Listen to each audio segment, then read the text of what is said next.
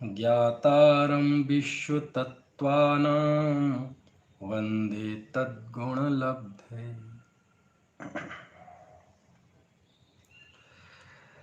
तत्वार्थ सूत्र आचार्य उमा स्वामी द्वारा रचित इतिहास की अमर रचना, जिसके पहले सूत्र पर हमारी बात चल रही है। किसी भव्य जीव ने आचार्य के समक्ष आत्महित की वांछा अभिव्यक्त की, दुखों से छूटने का संकल्प व्यक्त किया और कहा कि हे आचार्य देव, मुक्ति का उपाय क्या है, दुखों से छूटने का उपाय क्या है। तो आचार्य ने सूत्र बनाया, सम्यक दर्शन ज्ञान चारित्राणि मोक्ष मार्गा। क्या है सूत्र? सम्यक दर्शन ज्ञान चारित्राणि मोक्ष मार्गा। सम्यक दर्शन, सम्यक ज्ञान, सम्यक चारित्र, ये मुक्ति का मार्ग है, यानी तीनों का एकत्व मुक्ति का मार्ग है। जब मुक्ति के मार्ग की बात की जाए तो तीनों में भेद नहीं है, क्योंकि तीनों की एकत्व, तीनों का अभेद, ये मुक्ति का मार्ग है। उसमें फिर कोई प्रधानता और गौणता नहीं है। लेकिन जब उस पर क्रम आदि की बात करते हैं तो फिर वो सारे प्रश्न और जवाब खड़े होते हैं। कल जो हमारी चर्चा छूटी थी वो इस बात पर छूटी थी कि आखिरकार तीन है, दर्शन ज्ञान चारित्र, ठीक है। और चूंकि यहाँ द्वंद्व समास है तो द्वंद्व समास में किसी पद की प्रधानता नहीं होती, जितने हैं उन सब की प्रधानता होती है, कोई छोटा कोई बड़ा नहीं है, तीनों ही बराबर है। सम्यक दर्शन, सम्यक ज्ञान, सम्यक चारित्र, तीनों ही बराबर है। फिर भी जब कोई क्रम दिया जाता है तो क्रम में कुछ ना कुछ तो बात होती है ना, क्योंकि जब तीन चीजें हैं और हमें क्रम देना है तो तीनों को तो पहले क्रम पर रखा नहीं जा सकता, तो कोई ना कोई क्रम तो आएगा ना। तो फिर ये क्रम क्यों है? सम्यक दर्शन, सम्यक ज्ञान, सम्यक चारित्र, इस पे हमारी बात चल रही थी। चूंकि दर्शन ज्ञान पूर्वक ही चारित्र होता है, ज्ञान के बिना चारित्र नहीं होता, और चारित्र तो सर्वोत्कृष्ट अवस्था है, उसे तीसरे नंबर पे लिया, इसमें किसी को कोई शक नहीं है, इसमें कोई किसी को प्रश्न नहीं है ना, क्योंकि ज्ञान पूर्वक चारित्र होता है ना। इसलिए मुख्य बात तो दर्शन और ज्ञान के बीच में क्रम का कारण है। तो प्रश्न था कि व्याकरण के नियम के अनुसार जिसमें कम अक्षर होते हैं उसे पहले रखते हैं, जिसमें ज़्यादा अक्षर होते हैं उसे बाद में रखते हैं। उस दृष्टि से ज्ञान पहले होना चाहिए, दर्शन बाद में। दूसरा, ज्ञान के द्वारा ही सम्यक दर्शन होता है कि हम विचार करते हैं, तत्वों का निर्णय करते हैं, सीखते हैं, तो सम्यक दर्शन होता है। इस दृष्टि से ज्ञान पहले नंबर पर रखना चाहिए। तो आचार्य ने जवाब दिया कि ऐसा नहीं है, व्याकरण का जो नियम आपने बताया वो हमें भी पता है, लेकिन इससे भी बड़ा एक नियम है, और वो नियम ये है कि जो पूज्य होता है वो पहले रखा जाता है। तो ज्ञान और दर्शन में दर्शन पूज्य है, क्योंकि उसी के द्वारा ज्ञान सम्यक होता है। और जो दूसरा प्रश्न है तुम्हारा कि ज्ञान के ही द्वारा सम्यक दर्शन होता है, तो कहते देखो, सम्यकपना तो दोनों में एक साथ ही होता है। दीपक जलना और उसका प्रकाश फैलना, ये दोनों एक ही काल में होते हैं। ऐसे ही सम्यक दर्शन और सम्यक ज्ञान एक ही काल में होते हैं, और जब काल भेद नहीं है तो कारण कार्य भेद करके ज्ञान को पहला क्रम नहीं दिया जा सकता, ठीक है ना। तो इसलिए दोनों बातों का निराकरण आचार्य ने किया, और तो ये सुनिश्चित हो गया कि पहले दर्शन फिर ज्ञान, और ज्ञान पूर्वक चारित्र होता है, इसलिए चारित्र। अगली बात, क्यों जी ज्ञान को तो आपने दर्शन से पीछे रख दिया, तो ज्ञान का अपना कोई महत्व नहीं है क्या? अरे नहीं है ना महत्व, ज्ञान मध्यमणि है। ज्ञान क्या हो? ज्ञान मध्यमणि है। आप मध्यमणि जानते हैं क्या होता है? मान लीजिए आपने एक मोतियों का हार खरीदा और उसके सबसे बीच में एक लॉकेट होता है, समझ में, उसमें मणि। तो सबका ध्यान पहले किस पे जाता है? उस मणि पे ध्यान जाता है। और यहाँ हम लॉकेट वगैरह देखा होगा आपने, यहाँ आगे लटकता है, सब देखते हैं। और कई लोग तो बटन भी खोल के भी इसलिए रखते हैं ताकि वो लॉकेट दिखे, और कई लोग बाहर ही निकाले रहते हैं, है ना। तो ऐसे ही मुकुटों की मणि हो, यहाँ से लेके मुकुट में मणि लगे हुए हों, लेकिन सबसे बीच की मणि जो होती है वो सबसे कीमती, सबसे आकर्षक होती है, सबसे चमकदार होती है। समझ में आए ना। आपने देखा होगा शादियों में दूल्हे को जब सजाते हैं तो अब बिंदी बिंदी तो यहाँ लाइन से लगाते नहीं, लेकिन गांव में आजकल भी चलती है, यहाँ से पूरी बिंदी लगाएंगे लाइन से और बीच में फिर वो बड़ा तिलक लगाएंगे। तो वो तिलक बीच का है, वो समझ लो मध्यमणि है। ऐसे ही ज्ञान मध्यमणि है ना। उसका प्रकाश यहाँ भी होता है, उसका प्रकाश यहाँ भी होता है। साधना के स्तर पे ज्ञान सम्यक दर्शन को प्रकाशित भी करता है, और ज्ञान के बिना चारित्र नहीं होता, इसलिए सबका महत्व है। लेकिन यहाँ क्रम में क्यों दिया, इस पे हमने बात की। तो मुख्य बिंदु समझना यही है इस क्रम के कारण में कि आखिर दर्शन पूज्य क्यों है। तो उसके कल मैंने कारण बताए थे कि दर्शन के द्वारा ही सम्यक होता है ज्ञान। उसके लिए वो एक राष्ट्रपति का दृष्टांत भी दिया था। और शास्त्र में सम्यक दर्शन के इतने गीत गाए हैं, इतने गीत गाए हैं कि कदम कदम पे, कदम कदम पे, कदम कदम पे, है ना। पूरे जनागम में सबसे ज्यादा यदि गीत गाए हैं तो सम्यक दर्शन के गाए हैं, है ना। तो वो मैंने आगम प्रमाण के रूप में और कई सारे रेफरेंस दिए थे। तो एक तो ये कारण। दूसरा, गुणस्थान पद्धति से भी कारण है कि चूंकि श्रद्धा सबसे पहले पूर्ण होती है पूर्णता की अपेक्षा, ज्ञान उसके बाद होता है, और चारित्र सबसे अंत में पूर्ण होता है, परम यथाख्यात चारित्र, इसलिए भी ये क्रम सार्थक है। दूसरा, तीसरा, दर्शन और ज्ञान में यदि हम थोड़ा सा तुलना करें, वो सम्यक और बने की बात तो है ही जो हम कल कर चुके हैं। दर्शन को एक कारण से और महत्व दिया जाता है, और वो कारण ये है कि श्रद्धा और ज्ञान के दोनों को, नेचर को, दोनों की थोड़ी हम स्वभाव को देखें, इनकी आदत को देखें, फितरत को देखें, तो श्रद्धा अडिग रहती है, यद्यपि अंधी होती है लेकिन अडिग रहती है। वो जहाँ जमती है वो बहुत मजबूती के साथ जमी रहती है, उसमें दुविधता नहीं होती, है ना, कि हम सच्चे देव को देव भी माने और कुदेव को भी सच्चा देव माने, ऐसी दुविधता नहीं होती। श्रद्धा में ऐसा द्वैत नहीं होता, है ना। लेकिन ज्ञान में दुविधता होती है, सम्यक ज्ञान में दुविधता नहीं, है ना। लेकिन ज्ञान में कैसी दुविधता होती है, आपने देखा होगा। सम्यक ज्ञान तो तत्वों के सच्चे निर्णय का नाम है, और वो तो एक निष्ठ है, 24 घंटे है। लेकिन फिर भी उस सम्यक ज्ञानी के उपयोग ज्ञान में वो चीजें बदलती रहती हैं। देखो, जैसे कोई सम्यक दृष्टि ज्ञानी है, नीचे से नीचे ले ले, ऊपर के नहीं, नीचे से नीचे ले ले, समझ में आए, हमारे लेवल से बात हो। कि मान लीजिए कोई सम्यक ज्ञानी है, सम्यक दृष्टि है, चलो तीर्थंकर का उदाहरण ले लें, भरत जी का उदाहरण ले लें, आदिनाथ भगवान का उदाहरण ले लें। अब वो आदिनाथ भगवान शासन व्यवस्था चला रहे हैं, ठीक है, 80 कृषि विद्या कला वाणिज्य का उपदेश दे रहे हैं, शिल्प कला वाणिज्य का। तो उस समय जो उनके उपयोग में तो दूसरी चीजें, राजपाट चल रहा है उपयोग ज्ञान में, क्योंकि हमारे जो छायाक्षमिक ज्ञान है इसके दो भेद है ना, एक लब्धि ज्ञान और एक उपयोग ज्ञान, ये जो हमारा ज्ञान है। तो उपयोग ज्ञान में तो कई चीजें चलती रहती हैं, लेकिन लब्धि ज्ञान वो अंदर में मौजूद रहता है ना। जैसे इस समय हम तत्वार सूत्र पढ़ रहे हैं, तो ये हमारी उपयोग ज्ञान में बरत रहा है। और इस समय दुकानदारी का ज्ञान, घर गृहस्थी का ज्ञान, रिश्तेदारी का ज्ञान और दूसरे शास्त्रों का ज्ञान, छह ढाला का, समय सार का, श्राप का, चार्जी का, वो सब काय में है अभी, लब्धि में, है ना। कंप्यूटर पे नहीं होता, फाइल तो एक खोलते हैं, लेकिन हार्ड डिस्क में और उसमें तो सैकड़ों जीबी डाटा पड़ा हुआ है। तो वो जो सैकड़ों जीबी डाटा पड़ा हुआ है वो है, प्रकट है, उपलब्ध है, अभी डिस्प्ले पे नहीं है, तो वो कहलाता है लब्धि। और जो अभी डिस्प्ले पे है वो कहलाता है उपयोग।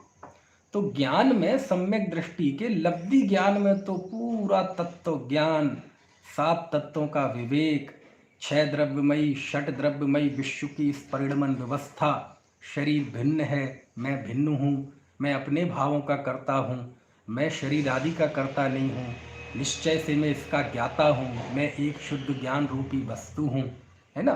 तो ये जो तत्व ज्ञान है ये लब्धि में बिल्कुल 24 घंटे है, वो दिया जल रहा है। लेकिन उपयोग ज्ञान में वो कहीं भी घूम आता है। अंदर में ज्ञान में पड़ा हुआ है कि मैं आत्मा हूँ, लेकिन जब दूसरों से बातचीत करता है, लौकिक जीवन में आता है, तो वो कहता है मैं गोरा हूँ, मैं काला हूँ, मेरे पास इतना रुपए पैसा है, मैं 6 खंड का स्वामी हूँ, है ना। तो ये ज्ञान में इस तरह की चीजें होती हैं। चारित्र में भी इस तरह की चीजें होती हैं कि चारित्र में देखो, मान लीजिए कोई श्रावक है, तो उसके 2 कषाय के नाश के जन्य देश चारित्र है और 2 कषाय का उदय है। मुनिराज के 3 कषाय का नाश है, 1 संजुलन और उसका उदय है 9 कषाय का। लेकिन श्रद्धा नहीं है, श्रद्धा में इस तरह की मिक्सिंग नहीं होती, है ना। अभी आप मिश्र गुण स्थान को बीच में मत लाना उसे अभी, क्योंकि वो मिथ्यात्व की अवस्था नहीं है, तो उसको अभी छोड़ देना। लेकिन श्रद्धा जहां अडिग है वहां है, उसको कोई फर्क नहीं पड़ता। ज्ञान कहाँ जा रहा है, ज्ञान 6 खंड में परिवर्तन कर रहा है और कदाचित चारित्र में भी वह जीव युद्ध कर रहा है। समझ में आया ना। सम्यक दृष्टि मान ली युद्ध के लिए गया, नार की है तो वो लड़ रहा है, झगड़ रहा है, लेकिन श्रद्धा उस समय भी बिल्कुल पूरा अपना साम्राज्य स्थापित करते हुए बैठी रहती है, उसको कोई आंच नहीं आती। तो ये श्रद्धा की जो अडिगता है, अटलता है, ये जो इसकी वफादारी है, इसकी वजह से श्रद्धा को इतना महत्व दिया जाता है। समझ में आया ना। इसलिए इसका महत्व दिया जाता है कि चूंकि मोक्ष मार्ग में मोक्ष मार्गी जीव कदाचित ज्ञान व परिणामों में यहाँ वहाँ घूम भी आए, लेकिन श्रद्धा इस तरह के चक्कर नहीं खाती है, वो जहाँ बैठी सो बैठी। यही कारण है, बहुत अच्छा मुझे रेफरेंस याद आ गया, आचार्य पूज्यपाद स्वामी का एक शास्त्र है जिसका नाम है समाधि तंत्र। क्या नाम है? समाधि तंत्र। दूसरा नाम उसका समाधि शतक भी है, और बहुत अच्छा शास्त्र है, बहुत अच्छा शास्त्र है। कुंद देव का जो मोक्ष पाहुड़ है ना, मोक्ष प्रावृत, अष्ट पाहुड़ में जो मोक्ष प्रावृत, समझ लो वो ही है समाधि तंत्र, उसका काफी प्रभाव है उस पर। तो उस समाधि तंत्र में आचार्य पूज्यपाद स्वामी ने 3 प्रकार के आत्माओं का वर्णन किया, बहिरात्मा, अंतरात्मा और परमात्मा। ठीक है। तो परमात्मा का वर्णन तो सब जानते ही हैं, उसमें वो तो मतलब ऐसा चौंकाने वाला नहीं है। बहिरात्मा जीव तो त्याज्य है, उसकी महिमा में क्या कसीदे कसे जाएं। लेकिन उसमें जो अंतरात्मा का वर्णन है वो इतना हृदय को छू लेने वाला वर्णन है। अंतरात्मा यानी जिसने अपने आप को आत्मा जान लिया है, अनुभव कर लिया है, उस जीव के बारे में आचार्य ने लिखा है कि जो अंतरात्मा है, जो स्वयं को आत्मा देखता है, महसूस करता है, श्रद्धा करता है, ऐसा जीव पागल भी हो जाए, विनीत जी भाई साहब, पागल भी हो जाए, मत्त हो जाए, उन्मत्त हो जाए, दिमाग का स्क्रू ढीला हो जाए, है ना। अब उसकी व्याख्या आप ऐसे कर लो कि ऐसी स्थिति बन जाए कि वो अल्जाइमर रोग हो जाते ना, और कई तरह के लोग की मेमोरी लॉस हो जाती है, स्वयं के पुत्र को नहीं पहचान पाते, पत्नी सामने आए तो पूछे बहन जी आप कौन है। समझ में आए ना। दिमाग में पागलपन आ जाए, कुछ का कुछ दिखे। कहते हैं ऐसी स्थिति में भी उस अंतरात्मा का अंतरात्मापन जिंदा रहता है, उस समय भी वह सम्यक दृष्टि रहता है, आत्मदृष्टि रहता है, ऐसा पूज्यपाद स्वामी समाधि शतक में लिखते हैं। तो ये श्रद्धा की जो एक निष्ठता है कि जीव कहीं चला जाए, जैसे माघनंदी आचार्य थे, कुंद देव के गुरु दादा गुरु, ऐसा चारित्र मोह का उदय आया कि समझ लो मुनिपद त्याग दिया, आचार्य पद तो छूट ही गया, और कुम्हार की कन्या के यहाँ नौकरी से शादी कर ली और वहीं घर जमाई बन के रह गए। तो ज्ञान और चारित्र में कितना बदलाव आ गया। लेकिन उस समय भी कहते श्रद्धा जिंदा थी, और जब श्रद्धा जिंदा रहती है तो पूरी संभावनाएं खुली हुई रहती है मोक्ष के मार्ग की। और यदि श्रद्धा और यदि उल्टी हो गई तो फिर तो अब उस जीव के लिए कुछ सहारा नहीं है। इसलिए श्रद्धा को मोक्ष मार्ग में इतना महत्व दिया जाता है ना। चलिए, तो 3 बातें बता दी मैंने क्रम में। पहला, श्रद्धा के द्वारा ही ज्ञान सम्यक होता है, दूसरा गुणस्थान परिपाटी से, और तीसरा श्रद्धा एक तरफ ही झुकती है लेकिन ज्ञान और चारित्र में दुविधपना पाया जाता है। चलिए, और भी कारण मिल सकते हैं। फिलहाल अभी इस बिंदु को यहीं पूरा करते हैं और अगले बिंदु की तरफ चलते हैं, और ये आज की चर्चा का अंतिम बिंदु होगा और इस सूत्र का भी अंतिम बिंदु प्रायः होगा। कल मैंने जाते जाते एक प्रश्न छोड़ा था, और प्रश्न क्या, एक बिंदु छोड़ा था कि कल हम इस पे बात करेंगे कि देखो, जब वह शिष्य आचार्य के समक्ष आया, वह सिद्धय नाम का अथवा द्वैयाक नाम का, कि हे आचार्य देव, आत्मा का हित क्या है? तो आचार्य उमा स्वामी ने कहा कि आत्मा का हित मोक्ष है। फिर प्रश्न किया, हे आचार्य देव, मुक्ति का मार्ग क्या है? तो आचार्य देव ने मोक्ष का स्वरूप बताया, और फिर कहते हैं, अरे भैया, अब तुम मुक्ति का मार्ग क्या पूछते हो? दुनिया में बहुत तेरे जीव हैं, ऐसे नाना प्रकार के जीव हैं, न्याय, सांख्य, वैशेषिक, ऐसे टीकाकारों ने ऐसे दूसरे मत वालों की वहाँ उपस्थित किया कि ऐसे अनेक तरह से लोग मुक्ति का मार्ग, सुखी होने का मार्ग मानते हैं, लेकिन मुक्ति का मार्ग तो ये है क्या? सम्यक दर्शन ज्ञान चारित्राणि मोक्ष मार्ग। यानी टीकाकारों ने इस सूत्र के द्वारा अनेक प्रकार के अज्ञानों के खंडन का विवेचन किया है। अब इस सूत्र के द्वारा कितने प्रकार के अज्ञान अथवा कितने प्रकार के मिथ्यात्व हो सकते हैं जिनका खंडन इस सूत्र के द्वारा होता है, ये समझने लायक है ना? तो कल मैंने आपको बताया था 7 भंग, इसमें 7 भंगों का निषेध है। 7 भंग कौन कौन से?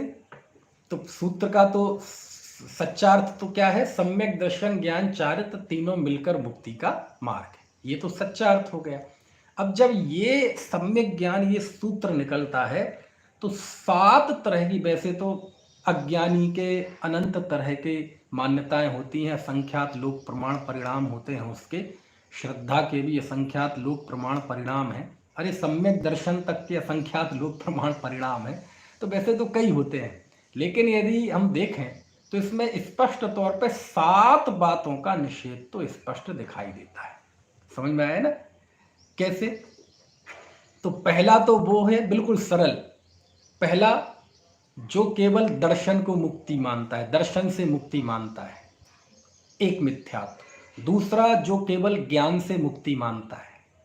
तीसरा जो केवल चारित्र से मुक्ति मानता है। चौथा जो दर्शन ज्ञान से मानता है। पांचवा जो दर्शन चारित्र से मानता है। छठवां जो ज्ञान चारित्र से मानता है। और सातवां जो इनसे मानता ही नहीं, वो तो मिथ्या दर्शन ज्ञान चारित्र से मानता है। समझ में आए ना? इन 7 मिथ्यात्वों का खंडन है। अब इन 7 मान्यताओं वाले दूसरे धर्म में जाए, अब दुनिया में मौजूदा विश्व में ही सैकड़ों किस्म की मान्यताएं हैं, सैकड़ों तरह के धर्म हैं, इसलिए उनमें जाने से कोई फायदा नहीं।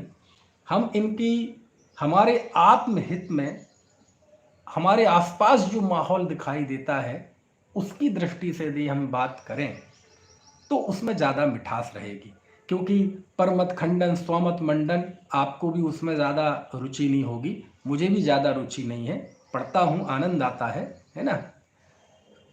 चलिए, तो इसमें जैसे सबसे पहला 7वां मत है, 7वां भंग मैंने बताया कि कोई जीव ये मानता है कि हम तो भैया अपनी मिथ्यात्व अवस्था में ही सुखी हैं।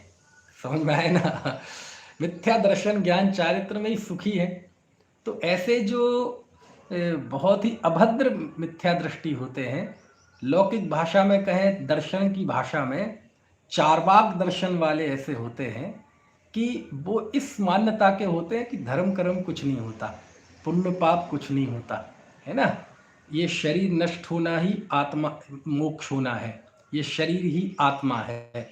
वो आप श्लोक सुनते ही हैं, यावत् जीवेत सुखम जीवेत ऋणम कृत्वा घृतम पिबेत भस्मीभूतस्य देहस्य पुनरागमन कुतः। तो ये जो इस तरह की मान्यता है चार्वाक की कि जब तक जियो सुख से जियो, उधार लेकर घी पियो, यावत् जीवेत ऋणम सुखम जीवेत ऋणम कृत्वा घृतम पिबेत, कि साहब सुखी होने के लिए तो पैसा चाहिए पड़ेगा, कोई बात नहीं, आप उधार ले लीजिए, उधार लेके घी पियो। मतलब क्या हुआ कि वो कहते हैं कि साम दान दंड भेद कुछ भी लगा लो, लेकिन आप जिंदगी में यश करो, मौज करो, उधार लेना पड़े ले लो, है ना। क्यों? भस्मीभूतस्य देह, ये देह तो भस्मीभूत हो जाएगा, नष्ट हो जाएगा। आजकल तो अब तो थोड़ा समय ठीक ठाक सा हो गया, नहीं तो शमशान घाट में भी जगह नहीं मिल रही थी, है ना। तो कहते ये देह भस्म हो जाएगा, पुनरागमन कुतः, कौन सा हमें ये दोबारा आना है। समझ में आए ना। इसलिए तुम तो मौज करो। अब यहाँ कोई कह सकता है चारवाक से कि साहब यदि हम ऋण लेंगे तो फिर वो मांगेगा नहीं हमसे, दोबारा मांगेगा ऋण, तो क्या करेंगे? अरे दूसरे से लेके उसे दे दो वो मांगेगा तो तीसरे से लेके दूसरे को दे दो। लेकिन जैसे भी करो, कुछ भी करो, ऐश करो। अब ऐसे चारवाक हैं दुनिया में, क्या करें?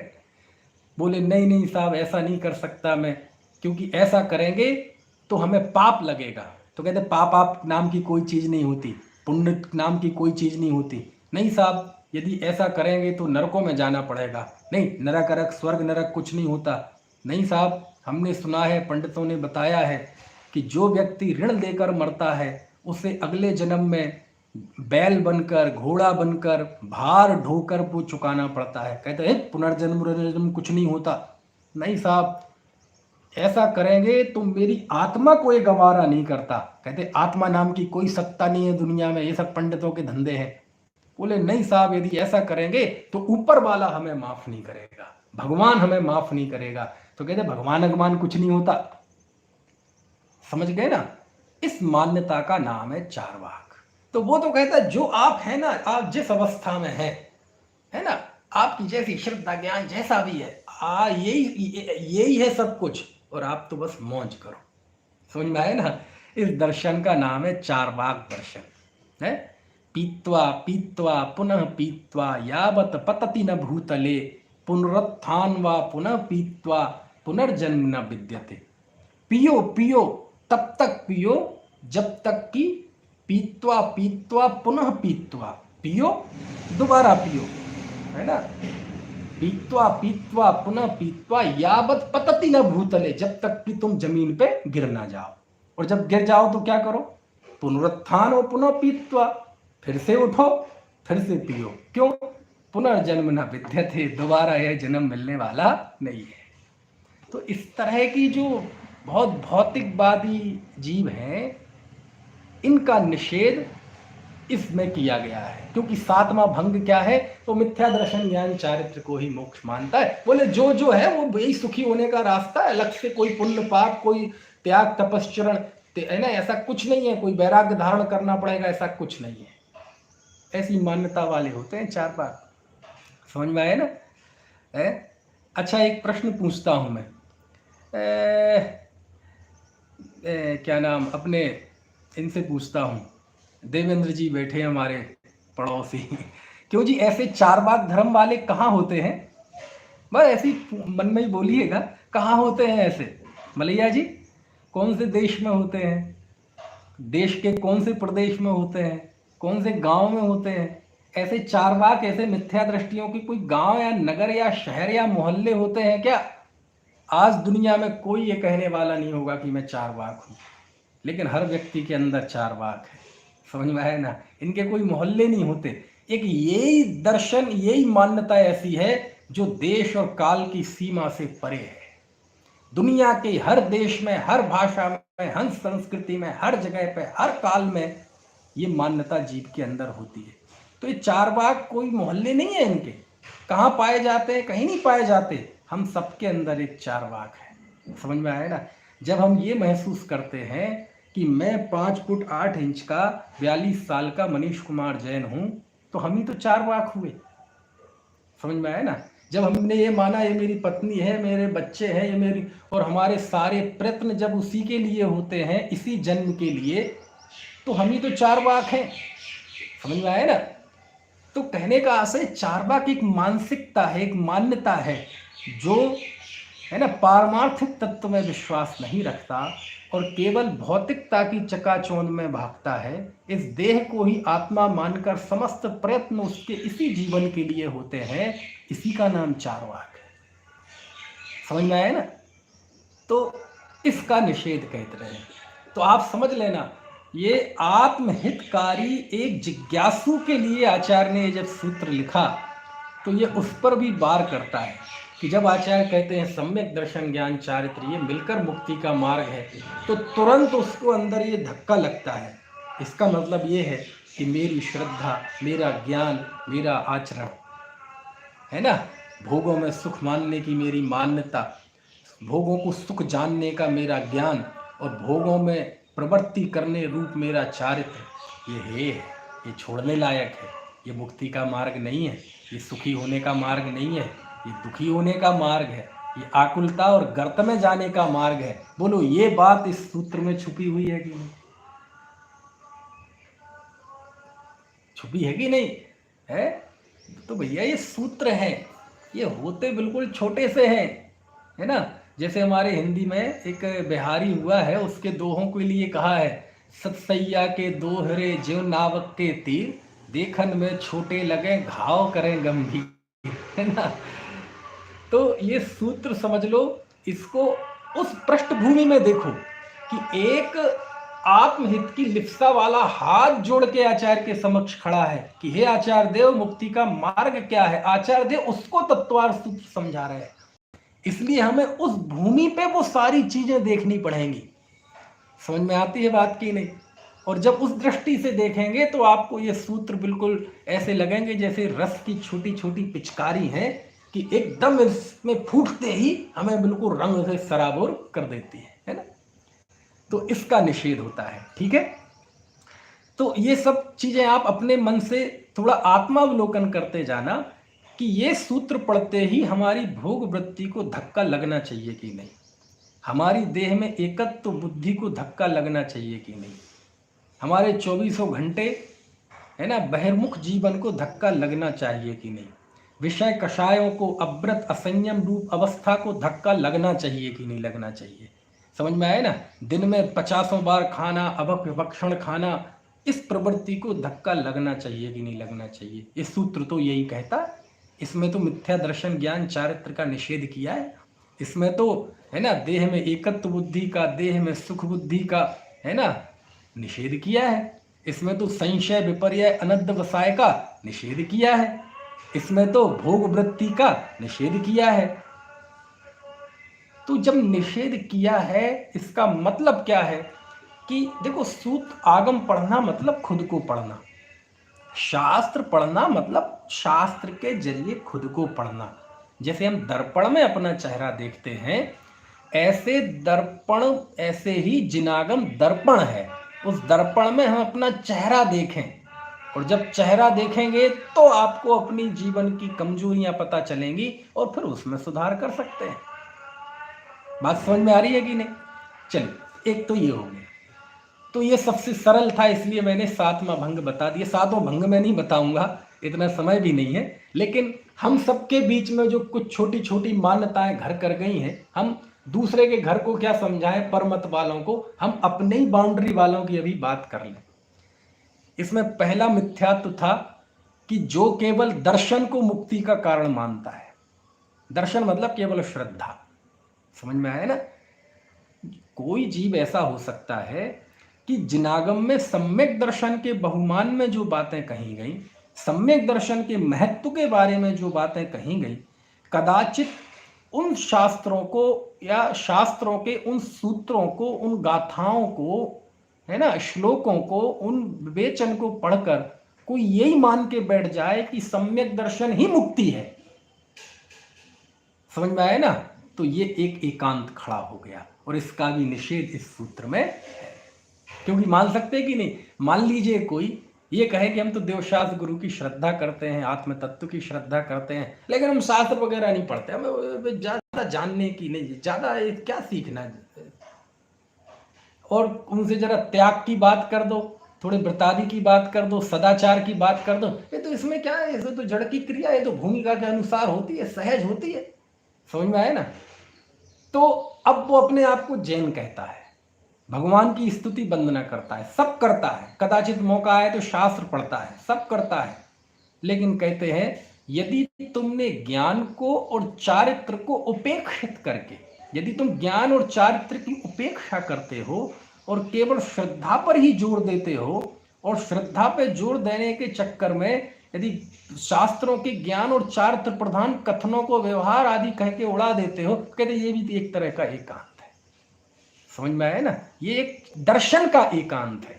7 भंग का निषेध किया ना, तो ये दर्शन का एकांत है। तो दुनिया में हमारे जैनेतरों के बाहर कोई दर्शन के एकांती होंगे, उनकी हम क्या बात करें? हम अपने बीच की बात कर लेना कि यदि हम ये ज्ञान को और त्याग को बिल्कुल पोटली में बांध के यदि हम समुद्र में फेंक देते हैं और एकमात्र सम्यक दर्शन पे ही निष्ठ हो जाते हैं, तो वो सम्यक दृष्टि है नहीं, क्योंकि वो सम्यक दृष्टि होगा तो उस पर ये 7 भंग लागू नहीं होंगे। लेकिन यदि ये है नहीं और ऐसा मानता है, और आधार क्या बनाता है? आधार बनाता है शास्त्रों के वचनों को। बोले हम पढ़ के आए हैं, अभी क्या पढ़ के आए हैं? सकल धर्म को मूल यही, इस बिन सब करनी दुखकारी। कि सम्यक दर्शन धर्म का मूल है, इसके बिना सब करनी दुखकारी है। ये धर्म का मूल है।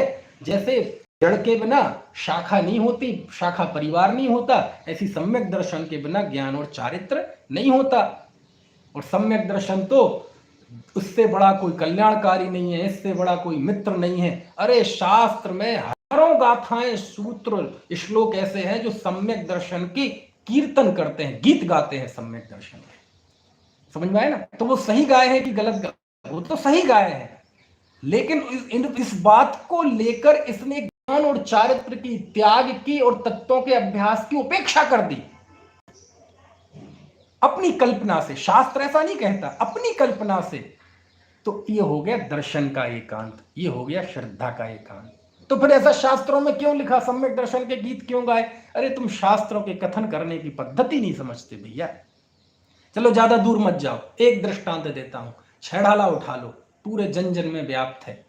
6 ढाला की तीसरी ढाल में सम्यक दर्शन का वर्णन, चौथी ढाल में सम्यक ज्ञान का वर्णन, 5वीं ढाल में 12 भाव का, और 6वीं ढाल में चारित्र का, मुनि के चारित्र का। आप देखो, तीसरी ढाल में सम्यक दर्शन का वर्णन है, तो आचार्य सम्यक दर्शन के गीत गाते हैं। मोक्ष महल की प्रथम सीढ़ी याविन ज्ञान चरित्रा, सम्यक त्वा न लहे सो दर्शन धारो भव्य पवित्रा। समझ में आया? 3 लोक तिहु काल माही नहीं, दर्शन सो सुखकारी। पूरी 6 ढाला के कई कई छंद बात के सम्यक दर्शन के गीत गाने में है ना? और फिर आखिरी में लिखा तीसरी ढाल में, दौल समझ सुन चेत सयाने, काल वृथा मत खो, यह नरभव फिर मिलन कठिन है जो सम्यक नहीं हो। कि ये नरभव मिलना कठिन है यदि सम्यक दर्शन नहीं होगा। आते हैं चौथी ढाल में, तो चौथी ढाल में लिखते हैं वही दौलत राम जी, ना लेखक बदले ना शास्त्र बदला। वो लिखते हैं, ज्ञान समान ना आन जगत में सुख को कारण, यह परमामृत जन्म जरा मृत्यु रोग निवारण। कि ज्ञान के समान कोई दूसरा सुख का कारण नहीं है। पंडित जी अभी आप कह रहे थे 3 लोक तिहु काल माही नहीं, दर्शन सो सुखकारी।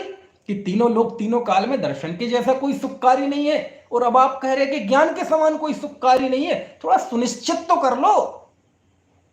कभी कुछ कहते हैं, कभी कुछ कहते हैं। कहते बेटे तुम समझते नहीं हो।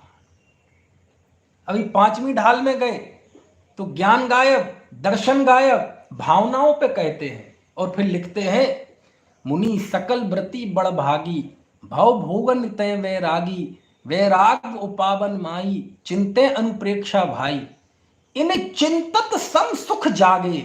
इन 12 भावनाओं के चिंतन से समता सुख की प्राप्ति होती है। अजीब बात है, कभी कहते हो दर्शन से, कभी कहते हो ज्ञान से, अब 12 भावनाओं पे उतर आए आप, कह रहे 12 भावनाओं से सुख की प्राप्ति होती है। हम तो 12 भावना पढ़ते पढ़ते रोने लगते हैं आंखों से आंसू आ जाते हैं। और इतना ही नहीं, फिर जब 6वीं ढाल में जाते हैं तो मुनि के चारित्र का वर्णन करते हैं, जहां ज्ञान ज्ञाता गे को ना विकल्प अनुभव में दिपे, प्रमाण नय निक्षेप को ना उद्योत अनुभव में दिपे। ऐसे शुद्धोपयोग के आनंद की चर्चा करते हैं। तो हमें बता दो किसमें सुख है। कहते भैया ये सब मिलकर सुख के कारण है।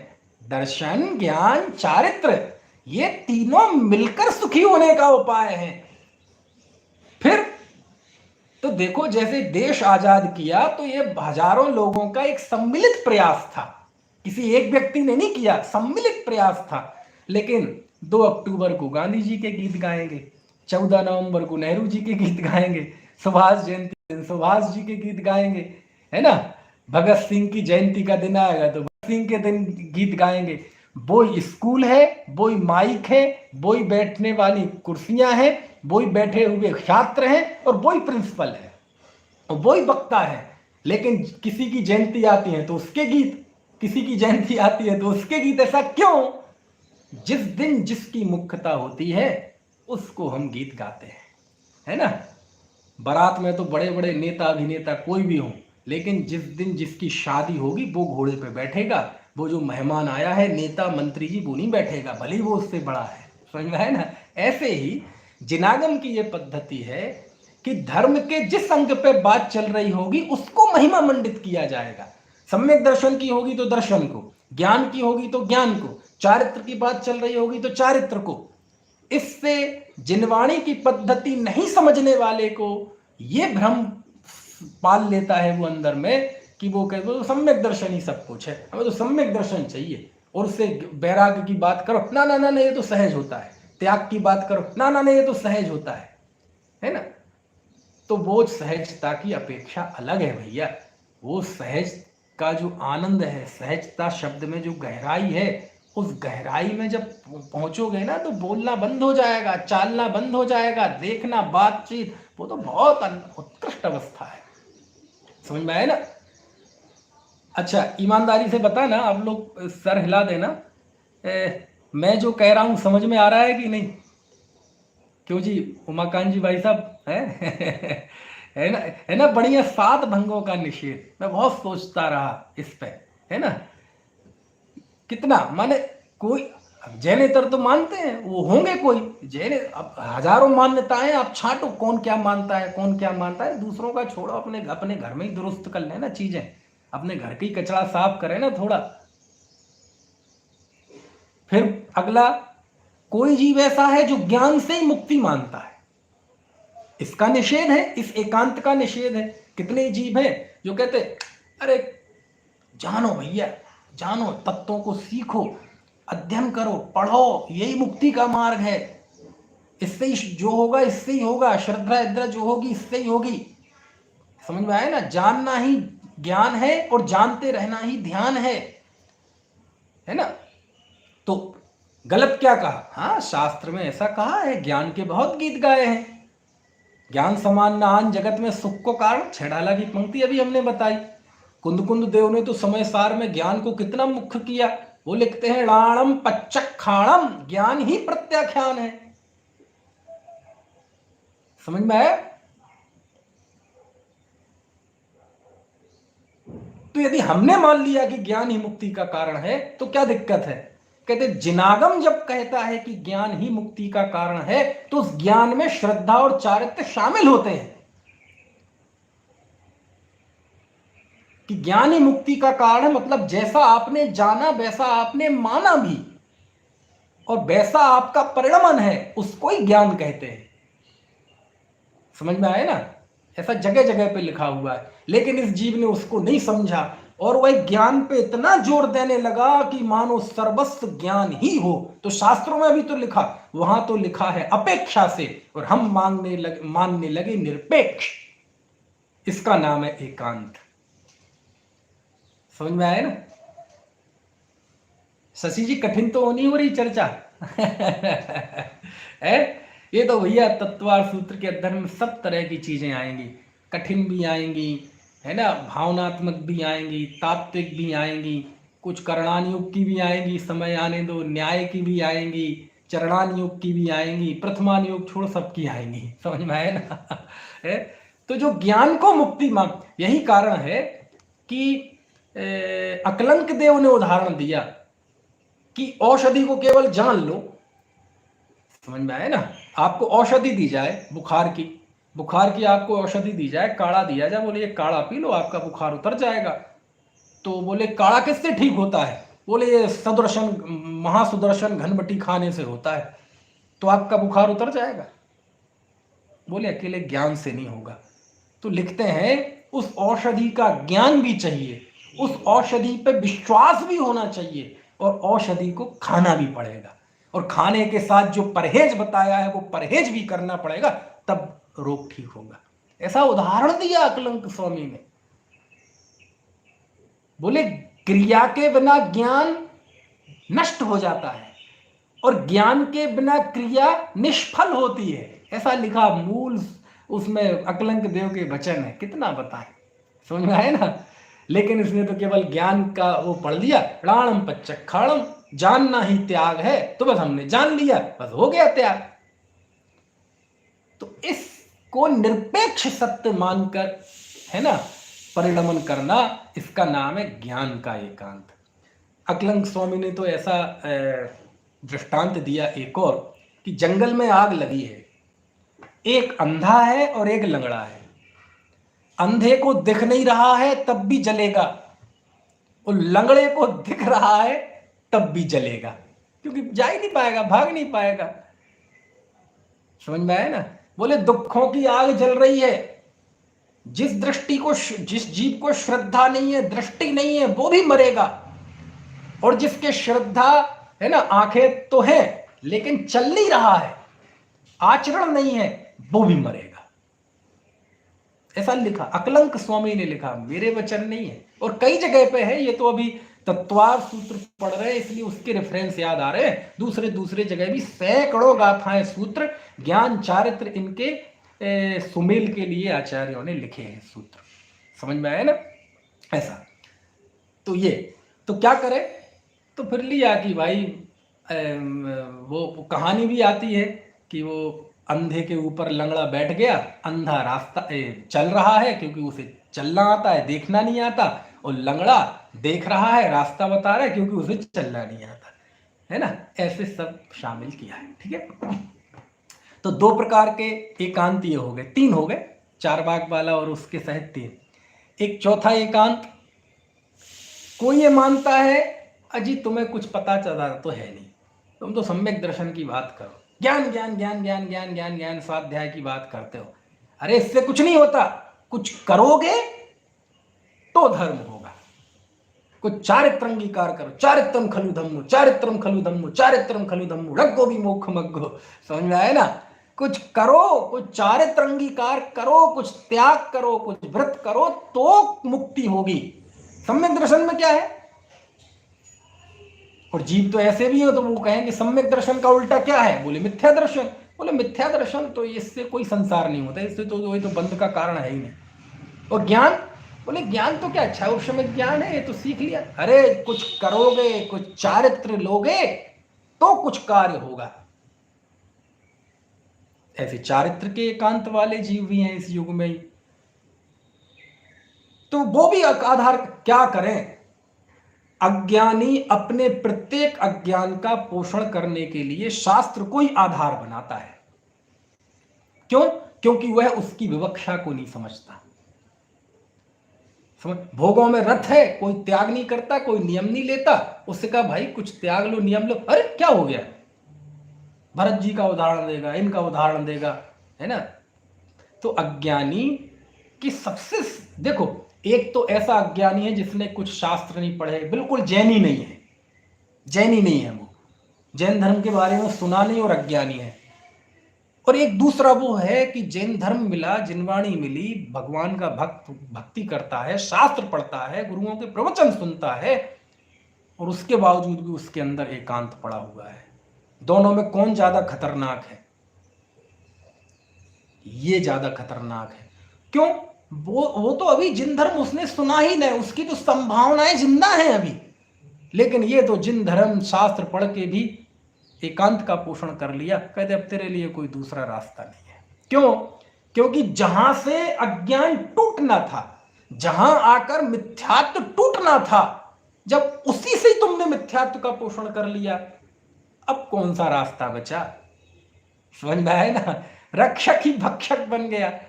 तो यहां रक्षक भक्षक नहीं बना, तुमने अपनी गलती से स्वयं का नाश किया। जिनवाणी तो सम्यक ज्ञान है, ज्ञानियों की वाणी है। तो शास्त्र में चारित्र के लिए शास्त्र भरे पड़े हैं जहां चारित्र की महिमा गाई है। अरे ज्ञान से कुछ नहीं होता, पूजा भक्ति अकेले से कुछ नहीं होता, कुछ त्याग करो, कुछ नियम लो, कुछ संयम लो, ऐसी बातें शास्त्र में भरी पड़ी है। और इस बात को पढ़कर कोई ये सोचने लगे तत्व ज्ञान सीखने में क्या है, कुछ करो तो पता चलेगा, तुम्हें तो केवल गाल बजाने हैं, पूजा करने वालों को केवल पूजा करते रहो, कुछ नहीं होगा। अरे कुछ त्याग करो, कुछ तपस्चरण करो, नानी याद आ जाएगी। समझ में आए ना? ये जो नानी याद आने वाली बात कहते हैं, ये समझते हैं कि त्याग में दुख है, तभी तो सामने वाले को कहते हैं कि नानी याद आ जाएगी। समझ में आए ना? असली जो त्यागी होता है उसके अंदर आनंद होता है, आनंद होता है। वो नानी याद नहीं दिलाता, वो कहता है तुम चारित्र अंगीकार करो, तुम्हारे जीवन में निहाल हो जाओगे तुम। समझ में आए ना? नानी तो दुख को याद आ जाएगी, नानी तो पीड़ा को याद आ जाएगी। समझ में आए ना? तो सब तरह के क्या करें, तो ये इस एकांत का भी निषेध है। श्रद्धा के एकांत का, ज्ञान के एकांत का, चारित्र के एकांत का, और जो तीनों को नहीं मानता और बिल्कुल स्वच्छंद पापी है, चारबाग जैसा, उसका भी निषेध है ना? तो इस तरह से अब आप थोड़ा आत्मोवलोकन करें कि हम कहाँ ठहरते हैं।